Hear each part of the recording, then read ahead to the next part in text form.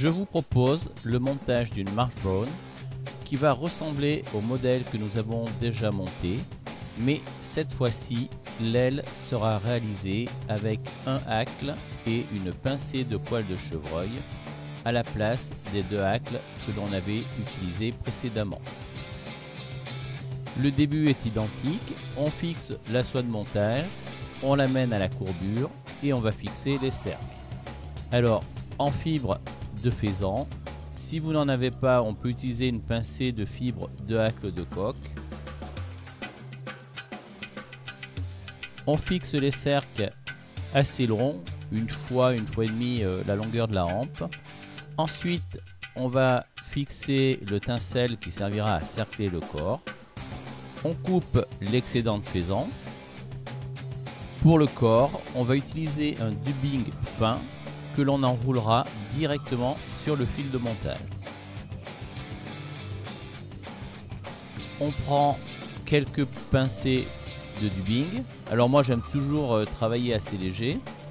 On humidifie un petit peu les doigts pour qu'il adhère mieux au fil de montage et on le vrille directement.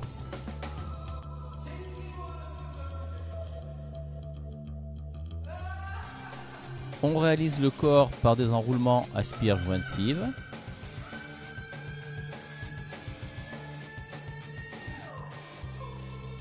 On poursuit la réalisation du corps en ajoutant le dubbing nécessaire.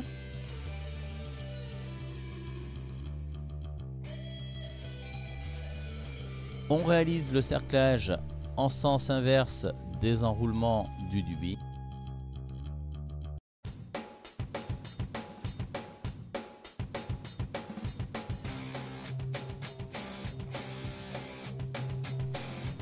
Et on arrête avec la soie de montage.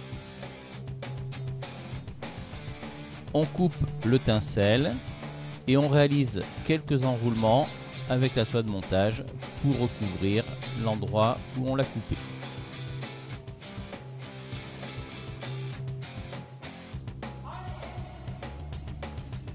Comme dans le premier modèle, on va fixer un hacle après l'avoir paré et on va ramener la soie vers l'œillet.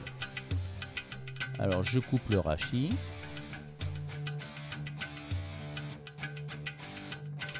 On va maintenant réaliser l'aile en poil de chevreuil. Pour cela, on va utiliser un aligne-poil. On coupe une pincée de poil de chevreuil. On l'introduit dans la ligne-poil. On tape sur la table pour bien les aligner. Et on va les fixer maintenant sur la hampe. Alors il ne faut pas faire une aile trop longue. On fait un tour autour des poils de chevreuil sans emprisonner la hampe et sans serrer. On va serrer à partir du deuxième tour avec la soie de montage. On fait quelques tours pour bien fixer l'aile. Et ensuite on met le fil en attente. On coupe l'excédent de poils de chevreuil. Attention à ne pas couper le fil de montage, ça arrive de temps en temps.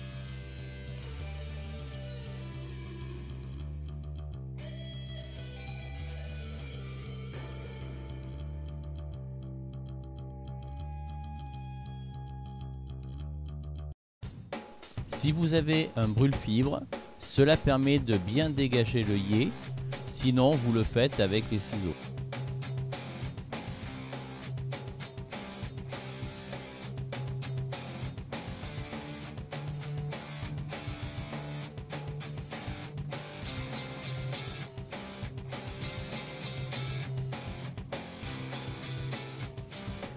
On va réaliser quelques enroulements avec la soie de montage sur la base des poils de chevreuil et ensuite on va redresser l'aile. Alors je vais faire en sorte que vous voyez le mieux possible. En fait, on va passer avec la soie de montage derrière et à la base des poils de chevreuil.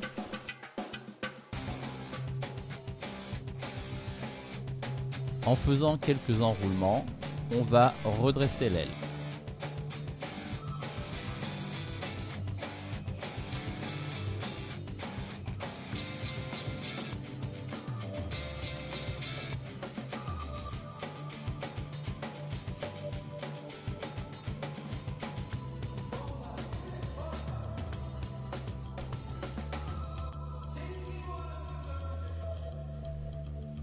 On repasse le fil de montage à l'avant, on l'amène à l'œillet et on fait une demi-clé par sécurité. Je mets le fil de montage en attente et maintenant on va enrouler le hacle de coque. Alors ici c'est une grande plume, un saddle, mais avec un hacle c'est exactement le même principe. On fait quelques tours à l'arrière de l'aile, ce qui va finir de permettre de la redresser. Ensuite on va passer à l'avant pour réaliser encore quelques enroulements. La marsh brown est un insecte assez volumineux, donc on peut faire pas mal de tours avec la plume.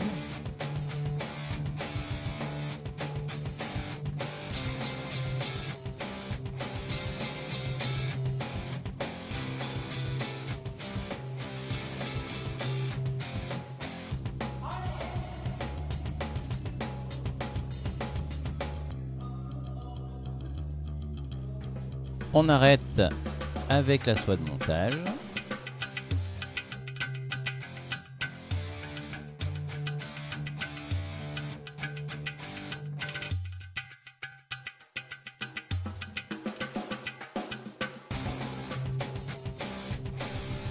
On coupe l'excédent.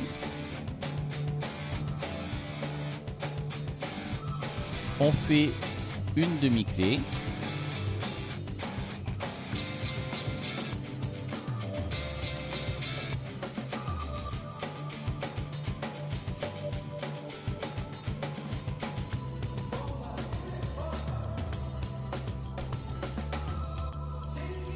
On va ensuite réaliser la tête et le nœud final. Alors avec un petit bout de tube plastique, je repousse les fibres vers l'arrière pour pas être gêné. Et avec l'outil Whip Finish, je fais quelques enroulements, ce qui fera à la fois la tête et qui arrêtera ma mouche.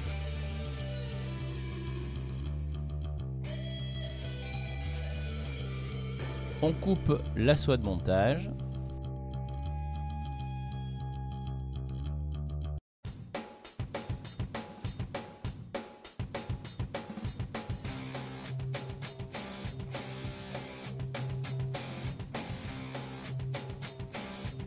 Une petite goutte de cyano ou de vernis.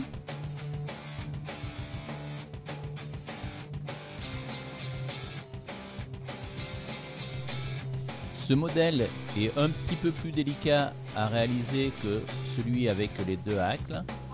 Par contre, il est très intéressant d'un point de vue montage parce que cela permet de voir comment fixer le poil de chevreuil. Et en plus, je trouve que cette imitation est très réaliste. Vous pouvez bien sûr utiliser le même principe. Par exemple, pour réaliser des mouches de mai, il suffit d'avoir une autre couleur au niveau des matériaux, mais ça on le verra plus tard. Bon montage!